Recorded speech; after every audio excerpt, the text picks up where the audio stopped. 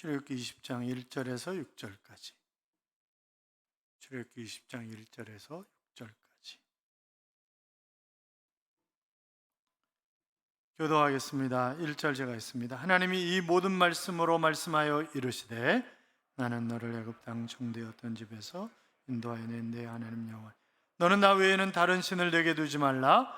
너를 위하여 새긴 우상을 만들지 말고 또 위로 하늘에 있는 것이나 아래로 땅에 있는 것이나 땅 아래 물속에 있는 것이 어떤 형상도 만들지 말며 그것들에게 절하지 말며 그것들을 섬기지 말라. 나 내 하나님 여호와는 질투하는 하나님인즉 나를 미워하는 자의 죄를 갚되 아버지로부터 아들에게로 3, 4대까지 이르게 하거니와 나를 사랑하고 내 계명을 지키는 자에게는 1000대까지 은혜를 베푸느니라. 아멘. 다시 인사하겠습니다. 주의 이름으로 잘 될 것입니다. 더 잘 될 것입니다. 끝없이 잘 될 것입니다. 아멘. 예배 자리에 함께 하신 여러분, 하나님께서 이 한 주간도 동행하심으로 잘 되는 행복한 한 주간의 삶이 될 줄로 믿습니다. 사람은 누구나 마음속에 몇 마리의 개를 키우고 있답니다. 그 중에 2마리의 개는 아주 잘 알려진 개인데 하나는 선입견이라고 하는 개이고 하나는 편견이라고 하는 그런 개입니다. 인간의 선입견과 편견이라고 하는 거대한 감액 속에서 인간들이 살아가는 건데 여러분 그거 아세요? 첫인상, 첫 번째 들어온 정보가 그 다음에 들어오는 것들을 해석하는 것입니다. 그렇기 때문에 어떤 사람을 만날 때 첫인상이 굉장히 중요해요. 그러니까 처음 정보가 굉장히 중요한 거죠. 선입견과 편견의 다른 이름은 교만인데 교만은 모든 죄의 근원이 되는 그런 죄입니다. 이 2마리 개를 쫓아버리는 한 마리의 특별한 개가 있는데 백문이 불여일견이라고 하는 그런 개입니다. 100번 듣는 것보다 한 번 보는 것이 낫다. 직접 보지 않고 들은 얘기로 상대를 판단하면 큰 실수를 범하게 되는 거죠. 이 개의 애칭은 단견이라고 합니다. 하지만 가끔은 보여주는 것이 전부가 아닐 때도 있는 것 같아요. 그래서 배움과 수련을 통해서 사물을 보는 통찰력을 가져야 되는데 그래야 어디를 가든지 누구를 만나든지 확실하고 정의로운 판단을 내릴 수 있습니다. 이 개의 이름을 일가견이라고 그렇게 얘기를 하죠. 그런데 배우지도 않고 잘 알아보지도 않고 막무가내로 떠벌리고 마음대로 판단하고 소리치고 자기 잣대로 정죄하고 그런 용감한 사람이 있습니다. 그 개의 이름을 꼴벌견이라고 그렇게 얘기를 합니다. 여러분은 마음속에 어떤 개를 기르고 계시나요? 우리 시대의 대표적인 기독교 철학자로서 스위스에서 라브리 운동을 주도했던 프랜시스 쉐이퍼 박사가 현대인들은 절망의 선을 넘었다 그런 얘기를 했습니다. 그러니까 인류가 19세기까지만 해도 우리가 오늘 이제 십계명을 할 터인데 예수 믿는 사람이든 믿지 않는 사람이든 상관없이 5계명부터가 내 부모를 존경하라, 살인하지 말라, 도적질하지 말라, 가늠하지 말라 뭐 그런 얘기잖아요. 그것은 예수 믿는 사람이나 안 믿는 사람이나 맞아. 그렇게 해야 되는 거지 라고 하는 절대적 가치관이 있었는데 20세기에 들어서면서 그런 게 다 무너졌다는 거예요. 그러니까 21세기면 더 말할 필요가 없는 거죠. 그래서 이 사회나 가정이나 건강하려면 절대적 가치관을 회복해야지 그렇지 않으면 결단코 건강할 수 없다 하는 그런 이야기를 하고 있습니다. 출애굽기 20장은 십계명에 관한 이야기입니다. 이스라엘 백성들은 십계명을 반드시 들어야 하는, 기억해야 하는 그런 말씀이기 때문에 십계명을 얘기한 후에 들으라 그렇게 시작하는 것을 우리가 신명기 6장 4절에서 볼 수 있는데 왜냐하면 신명기 5장이 십계명에 관한 그런 얘기거든요. 출애굽기 20장과 더불어서. 그래서 이렇게 말씀하고 있습니다. 이스라엘아 들으라 우리 하나님 여호와는 오직 유일한 여호와시니 그렇게 시작하고 있어요. 그러면서 이제 십계명을 얘기하고 6장 1절에 와서 이렇게 얘기를 합니다. 이는 곧 너희 하나님 여호와께서 너희에게 가르치라고 명하신 명령과 규례와 법도라 너희가 건너가서 차지할 땅에서 행할 것이니 곧 너와 네 아들과 네 손자들이 평생에 네 하나님 여호와를 경외하며 내가 너희에게 명한 그 모든 규례와 명령을 지키게 하기 위한 것이며 또 내가 나를 장구하게 하리라 함이라 이렇게 말씀하셨습니다. 자, 그러니까 십계명은 가정에서 부모를 통해서 자녀에게 그 자녀가 또 결혼해서 애를 낳으면 또 그 자녀에게 대를 이어서 계속해서 가르쳐야 할 그런 이야기고, 그 계명이 주어진 목적은 바로 가족의 행복과 장수를 위해서 주신 것이다, 그렇게 말씀하고 있어요. 그러니까 건강한 가정의 키가 뭐라고요? 바로 십계명이다, 이렇게 말씀하고 있는 것입니다. 십계명은 크게 두 덩어리로 되어 있습니다. 1계명부터 4계명까지는 하나님과 관한 것이고, 5계명부터 10계명까지는 인간에 관한 그런 계명입니다. 어떤 율법사가 예수님에게 이렇게 물었죠. 율법 가운데 가장 큰 계명이 무엇입니까? 그랬을 때 예수님이 뭐라고 대답하셨어요? 첫째는 하나님을 사랑하는 것이고, 둘째는 내 이웃을 내 몸과 같이 사랑하는 것이다. 그것이 십계명 요약한 거예요. 사실 첫 계명이 제대로 내 마음에 박히면 다른 계명은 자연스럽게 받아들여지는 것들이죠. 여러분, 성경 뚜껑을 딱 열면 창세기 1장 1절에 태초에 하나님이 천지를 창조하시니라 빛이 있으라 하심에 빛이 있었고, 그러면 그것이 그냥 그대로 받아들여지냔 말이죠. 전 처음에 안 받아들여지더라고요. 이게 뭐야, 뭐 말씀으로 빛이 있으라, 뭐 하늘 위와 아래로 나눠지고, 뭐 동정녀가 애를 낳고 무리를 걸어다니고, 뭐 1대 850으로 싸워서 승리했다는 등, 하여튼 말도 안 되는 것 같은 얘기가 너무 많은 거예요. 이게 아주 뻥이 너무 심하다, 뻥책, 이제 그러고 그랬었어요, 처음에 읽을 때. 그런데 어느 날 갑자기 창세기 1장 1절이 있는데 그게 아무렇지도 않게 받아들여지는 거예요. 태초에 하나님이 천지를, 그래, 하나님이, 그분 하나님이시니까, 그렇다면 하나님이라면 뭐든지 다 하실 수 있는 거 아니야? 그러면서 성경이 아무렇지도 않게 받아들여지는 거예요. 왜 그래요? 성령 하나님이 내 안에 들어오셨기 때문에 그래요. 내가 세뇌돼서 그러는 게 아니에요. 그렇잖아요?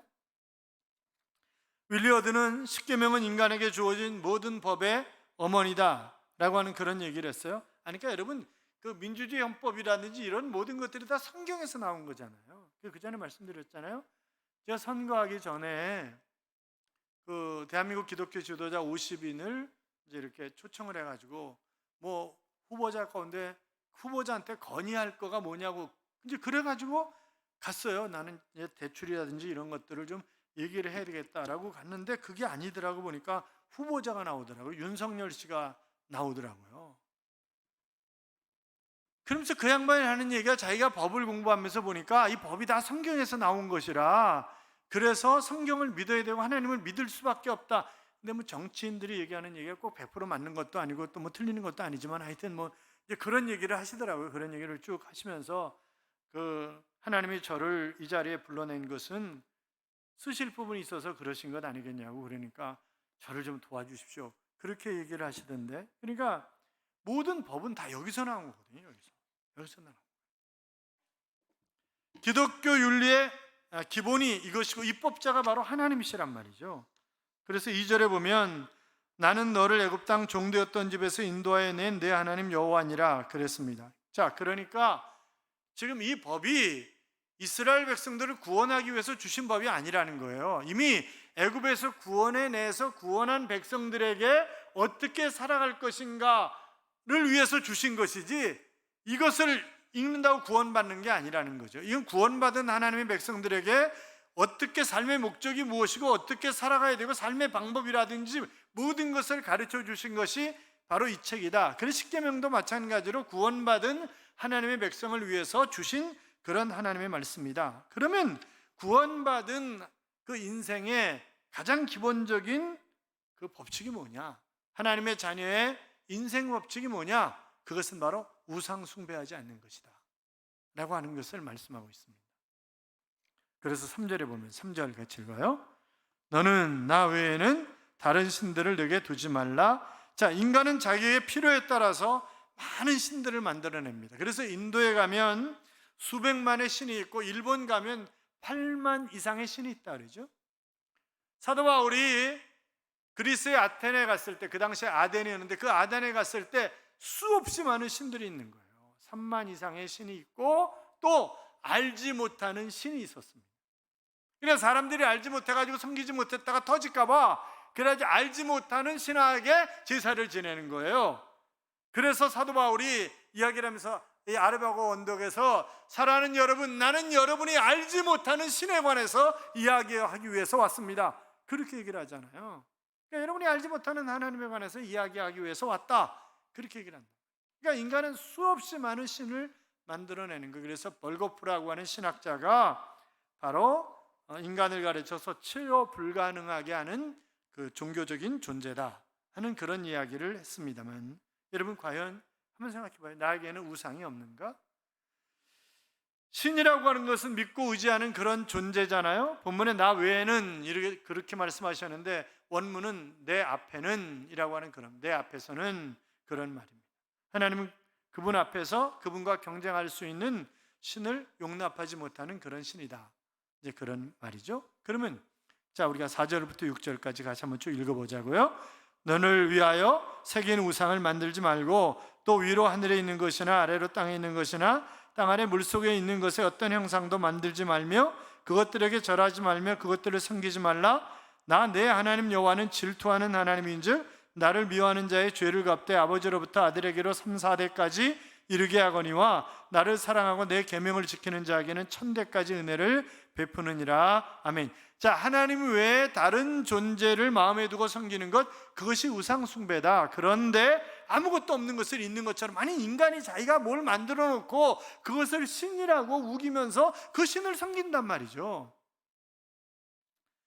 그것이 바로 우상 숭배다라고 하는 거죠. 여러분 일제 시대 때 그 일본의 죽은 조상들을 모시는 신사 참배하는 장소가 있잖아요. 그러니까 우리 민족의 신사 참배를 강요를 했죠. 그래서 그것을 거부하다가 수없이 많은 그런 사람들이 순교를 당한 것 아니에요? 그것은 옛 어른에 대한 그런 국민 의례가 아니었다고요. 그것은 예절이 아니었다고요. 그것은 숭배였다고요. 그렇기 때문에 그것을 거절하다가 수없이 많은 사람이 죽은 것입니다. 그것은 우리 민족의 제사도 마찬가지입니다. 여러분, 제사가 우리나라 것입니까? 아닙니다. 600여 년 전에 유교의 주자학이 들어오면서 같이 들어온 거예요. 조선시대 이전에는 제사라고 하는 것이 없었어요. 그런데 이성계가 칼로 정권을 잡은 거잖아요. 이게 늘 불안한 거예요. 그러니까 무학대사가 그 당시에 사실상 처음 그 주작이 들어왔을 때도 제사를 지내는 것은 살아있는 존경할 만한 어른에게 제사를 지낸 것이지 죽은 사람에게 제사를 지낸 게 아니에요. 그러니까 소위 몇 사람에게만 제사를 지낸 거죠. 그런데 무학대사가 전 국민이 제사를 드리면 왕에게 제사를 드리고 그리고 존경할 것이다. 그러니까 제사를 전 백성이 드리도록 하라고 그렇게 한 거예요. 그래서 그것을 왕마다 계속 강요를 하는 거예요. 세종 때에도 집집마다 가묘가 있으나 그러나 먼지가 가득하고, 그러니까 제사를 안 지낸단 말이죠, 사람들이. 근데 그것을 계속 왕들이 자기들의 왕권 강화를 위해서 제사를 끊임없이 모든 백성들에게 강요를 했고, 그리고 결국 정치적인 그런 속셈에 넘어가서 백성들이 제사를 드리게 된 것입니다. 그것이 계속 내려오는 거예요. 그러니까 제사는 우리 게 아니에요. 그래서 제사 안 드리는, 제가 그 말씀 드렸죠. 제사 안 드리는 사람들을, 제사 드리는 사람들이 뭐라 그래요? 저것들은 부모도 모르는 쌍놈이다, 이렇게 얘기를 한단 말이에요. 그럼 제사 드리는 사람 뭐예요? 떼놈이지. 맞잖아요. 그렇게 따지면 떼놈이라니까. 그거는 그게 우리 게 아니라고요. 근데 이제 문제가 뭐냐면, 문제가 예수 믿는 사람들이 평상시에 잘해야 되는 거예요. 예수 믿지 않은 가족들한테. 그렇잖아요. 그러니까 명절이 되면 먼저 일찍 내려가서 음식도 만들고, 아니 가족들이 먹을 음식을 먼저 만들고, 그리고 평상시에 가족 형제들에게, 부모 형제들에게 잘해야 되는 거예요. 그러면 예수 믿지 않는 분들도 예수 믿는 사람들이 제사 안 드린다는 거 잘 알아요. 그렇기 때문에 야야 너 예수 믿는데 너는 절하지 마, 이렇게 얘기를 하신다고. 그런데 평상시에 뺀돌이야. 부모도 안 섬기고 형제자매도 모르고, 그런데 나 예수 믿기 때문에 못한다 그러니까 저 예수 믿는 것들은 쌍놈이라고 이렇게 얘기하는 거예요. 그래서 그러니까 우리가 평상시에 잘해야 되는 거지. 그렇잖아요. 돌아가신 다음에 울고불고 절하지 말고 살아계실 때 잘해야 되는 거로, 살아계실 때. 그렇잖아요. 그러면 우상 숭배의 결과가 뭐냐 이거죠. 5절 다시 읽어요. 5절 같이 읽어요. 그것들에게 절하지 말며 그것들을 섬기지 말라. 나 내 하나님 여호와는 질투하는 하나님인즉 나를 미워하는 자의 죄를 갚되 아버지로부터 아들에게로 3, 4대까지 이르게 하리. 굉장히 무서운 말이에요. 자, 하나님 질투하시는 하나님이래요. 다른 신을 섬기면 우상 숭배하면 3, 4대까지 하나님 심판하시겠다, 저주하시겠다, 그러시는 거예요. 하나님 좀 치사하지 않으십니까? 뭐 그렇게 얘기할 수 있지만 그만큼 하나님이 우리를 사랑하시기 때문에 그렇게 얘기하시는 거죠. 그렇잖아요. 자, 그러니까 가게에 흐르는 저주를 끊으라라고 하는 그런 책도 있습니다만, 가게에 흐르는 저주를 끊으려면 뭐예요? 우상 숭배를 내던져 버려야 돼요. 그렇지 않으면 그걸 끊을 수가 없는 거예요. 그러니까 내 후손이 진정한 의미의 복을 받으려면 우상 숭배하지 말아야지, 우상 숭배하면 내 후손이 복을 받을 수 없다라고 말씀하시는 것이 바로 성경이에요. 그것이 하나님이에요, 그분이. 그런데 우상 숭배와 더불어서 또 아주 하나님이 싫어하시는 거 있어요. 혼합주의예요, 혼합주의. 교회와 주중에 또 절에 가. 그리고 또 모자라서 미아리 점집에 가. 그리고 또 오다가 천주교 했으니까 마당에 들어가죠. 마리아 상에 있으니까 오 마리아시여 나에게 복을 주옵소서 이러면서 또 빌어. 이게 혼합주의예요, 혼합주의. 하나님 그런 걸 싫어하는 거예요. 오직 하나님 한 분을 위해서 살다가 핍박을 당하는 것, 한 주인을 위해서 자신의 생명을 던질 수 있는 것, 그것이 위대한 선택 아니겠습니까? 그러니까 우리가 하나님을 위해서, 그러니까 이제 이런 분이 있어요. 하나님 내 사정 아실 거야. 내가 제사를 드릴 수밖에 없는 그런 사정을 하나님이 정말 잘 아실 거라고. 내가 맏며느리잖아. 뭐 이런저런 뭘 하나님이 아세요 다. 내가 제사를 거부하는 순간부터 가족, 친척들로부터의 반대, 따돌림, 그들의 탄압, 몰아칠 폭풍, 하나님 잘 아세요. 그러나 우리가 알아야 할 거 있어요. 가족들의 맹렬한 공격보다 더 무서운 것이 하나님의 진노와 저주의 심판이라고 하는 것입니다. 그래서 출애굽기 23장 33절에 보시면 내가 그들의 신들을 섬기면 그것이 너희의 올무가 되리라, 그렇게 말씀하셨어요. 우상 숭배하면 저주의 올무가 된다는 거예요. 내가 딱 걸리는 거예요, 그 올무에. 잠언 29장 25절에도 보면 사람을 두려워하면 올무에 걸리게 되거니와 여호와를 의지하는 자는 안전하리라. 그러니까 사람이 무서워서 내가 우상 숭배하고 그러면 내가 딱 올무에 걸리게 되는데, 그런데 에스더처럼 죽으면 죽으리라 그리고 밀고 나가면 하나님이 나를 지켜주셔서 안전하게 된다, 그렇게 말씀하고 있는 것을 볼 수가 있습니다. 여호수아 24장 15절에 보면 만일 여호와를 섬기는 것이 너희에게 좋지 않게 보이거든 너희 조상들이 강 저쪽에서 섬기던 신들이든지 또는 너희가 거주하는 땅에 있는 아모리 족속의 신들이든지 너희가 섬길 자를 오늘 택하라. 오직 나와 내 집은 여호와만을 섬기겠노라. 여호수아의 고백이죠. 그러니까 이스라엘 백성들이 광야에서 그들이 다 죽었잖아요. 다 죽고 광야에서 태어난 세대예요. 여호수아 갈렙을 제외하고. 그들이 가나안 땅에 들어왔어요. 그들은 목축업 했던 사람들이에요. 그런데 농사 지어요. 그럼 이게 농사가 잘 될까 안 될까? 이게 굉장히 큰 문제인 거죠. 그런데 가나안 사람들 보니까 제사를 드려 신에다 빌어. 농경의 신에게 빌어. 바알, 아세라 다 이 농경신이잖아요. 비는 거예요. 그러니까 농사를 지으려면 저렇게 해야 되는 모양이다, 그러는 거예요. 왜요? 바빴어. 부모들이 바빠가지고 와가지고 이제 가나안 땅에 들어와서 뭐 집 짓고, 그들이 뭐 유목민이니까 맨날 텐트 속에 살다가 이제 집 짓고 뭐 포도원 만들고 뭐 이거저거 만들고 정신이 없는 거예요. 그러니까 애들에게 신앙교육을 제대로 못 시키는 거예요. 그래서 사사기 2장 10절에 있는 말씀처럼 다음 세대가 아니라 다른 세대가, 여호와를 알지 못하는 다른 세대가 등장하는 거예요. 그러니까 지금 그 얘기하는 거예요. 그러니까 여호수아가 나와 내 집은 오직 여호와만을 섬기겠다, 그렇게 얘기하는 것을 우리가 볼 수 있습니다. 그러니까 우상이라고 하는 것은 내가 하나님보다 더 사랑하는 거예요. 하나님보다 더 사랑하는 것을 예배하는 거예요.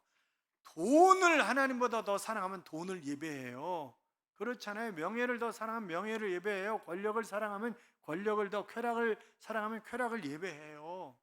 그냥 이상한 사람들 많잖아요. 이천에도 보면 그 수천 명이 모여가지고 이름도 잊어버렸네. 부인 바꿔가지고 별짓거리 다 하고, 그런데 그들 가운데 상당히 많은 사람들이 우리나라에 그래도 고위층이라고 하는 사람들이라는 거 아니에요.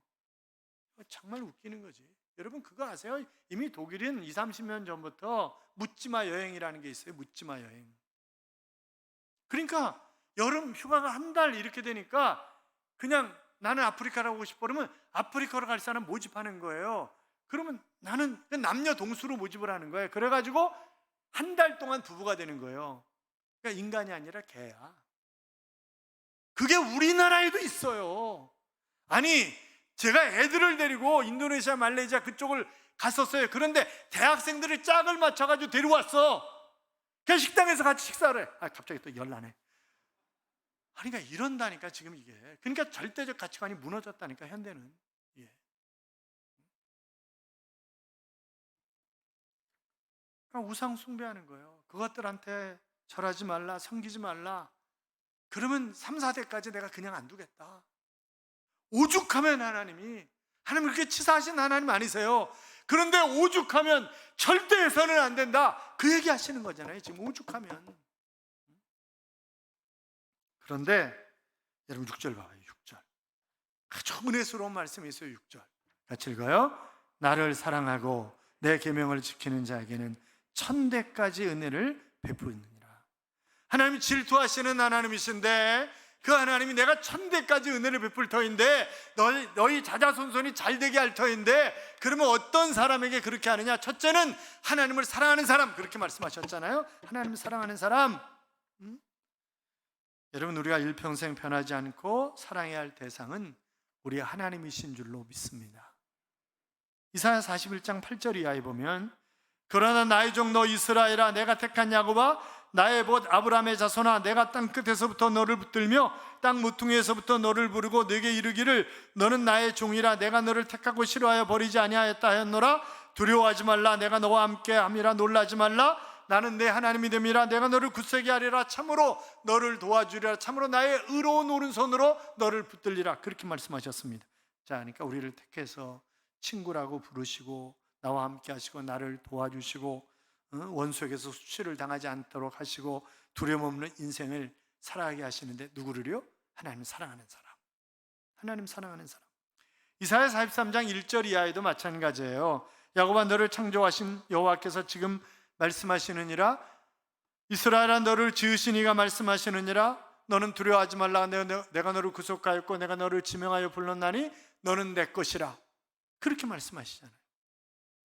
그러면서 내가 물을 지나든 강을 건너가든 설사 불 속에 들어간다 할지라도 걱정하지 마라. 왜? 내가 너와 함께 하잖아. 내가 너를 보배롭게 여기잖아. 존귀하게 여기잖아. 내가 너를 사랑하잖아. 왜? 너는 내 자녀잖아. 그렇게 말씀하시는 거예요. 사랑하는 여러분, 그러면 우리가 어떻게 하나님을 사랑해야 되는 것입니까? 마음을 다하고 성품을 다하고 힘을 다하고 사랑해야 되는데, 그래서 다윗이 나의 힘이 되신 여호와여 내가 주를 사랑하나이다 하는 그런 고백을 얼마나 많이 해요. 나의 왕 나의 하나님.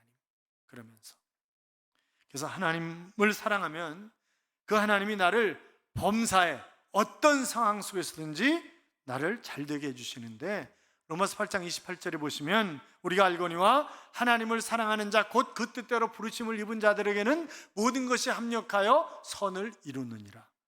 그렇게 말씀하시잖아요.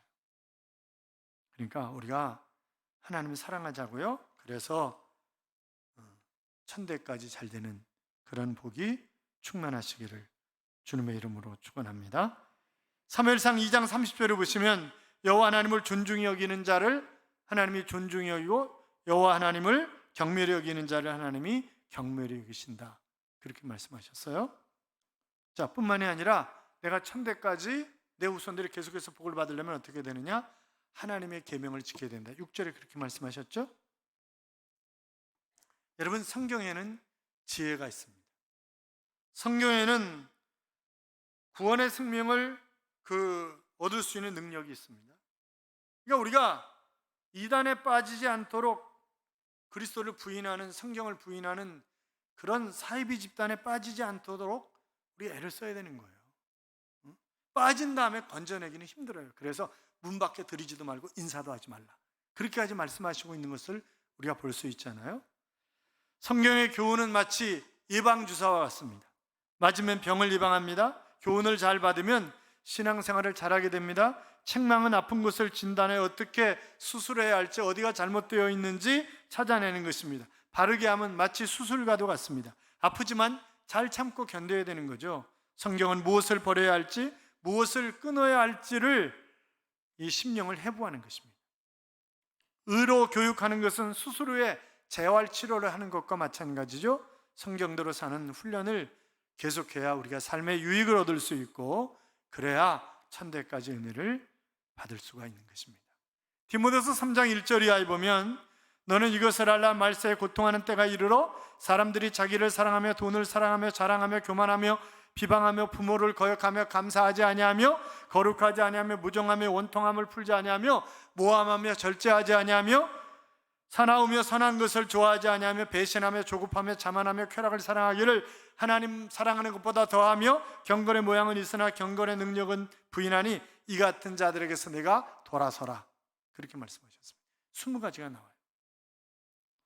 그러니까 종말의 시기에 나타나는 현상들을 생생하게 설명을 하고 있는데, 반사회적이고 반윤리적이고 이기적인 그런 것들이잖아요. 그런데 거기서 내가 해당되지 않는 게 몇 가지나 있는지 한번 보세요. 나에게 해당되지 않는 것이 과연 몇 가지나 되는지. 영국의 유명한 주석가인 윌리엄 바컬레의 책 중에 나오는 그런 이야기인데, 성경 판매원이 시칠리아 섬, 그 시실리 섬, 옛날엔 시실리 섬, 지금 시칠리아죠. 어느 숲속에 산적에게 붙잡혔어요. 권총을 들이대고 책을 다 불태워. 그렇게 얘기를 하는 겁니다. 그랬더니 제가 그러면 이 책 중에서 몇 군데만 좀 읽어보고 불태우면 안 되겠냐고. 그랬더니 알았어, 읽어봐. 그래서 시편 23편을 읽고 선한 사마리아 사람 이야기를 읽고 산상수훈을 읽고 사랑장인 고린도전서 13장을 읽고 그러니까, 야, 그거 좋은 얘기들만 써있네? 그거 나 좀 줘봐. 그리고 자기를 살려주더래요. 그러니까 몇 년 후에 그 사람을 다시 만나는데, 이 사람이 산속에 있는 게 아니라 나와 있는 거야. 그래서 보니까 이 사람이 목사가 돼 있더래요. 그러니까 성경이 사람을 다 변화시키는 거예요. 성경이, 하나님의 말씀이. 사랑하는 여러분, 성경은 구원에 이르는 지혜를 가져오는 능력이 있다고요. 천대까지 자자손손이 하나님의 은혜 속에 살아가는 비결이 2가지라고 말씀을 드렸어요. 하나는 뭐예요? 하나님을 사랑하는 것. 또 한 가지는 뭐예요? 하나님의 계명을 붙들고 살아가는 것. 그렇게 하셔서 하나님께서 여러분과 여러분의 자손을 세워주시고 자자손손이 하나님의 은혜 속에 살아 신앙의 명문 가문을 이루어 가시기를 주님의 이름으로 축원합니다. 이런 찬양이 있죠. 내 마음에 주를 향한 사랑이 나의 말엔 주가 주신 진리로 나의 눈에 주의 눈물 채워주소서. 내 입술에 찬양의 향기가 두 손에는 주를 닮은 섬김이 나의 삶에 주의 흔적 남게 하소서. 하나님의 사랑이 영원히 함께하리 십자가의 길을 걷는 자에게라고 하는 그런 찬양인데, 주님을 향한 사랑이 내 안에 충만하다고 한다면, 내가 사랑하기 때문에, 여러분 사랑하는 사람의 말은 어떻게든지 들으려고 하잖아요. 그분의 말씀대로 살려고 몸부림치면 천대까지 자자손손이 그런 복이 여러분 안에 충만하시기를 주님의 이름으로 축복합니다. 그렇게 살아가기를 다짐하면서 우리 함께 찬양하겠습니다.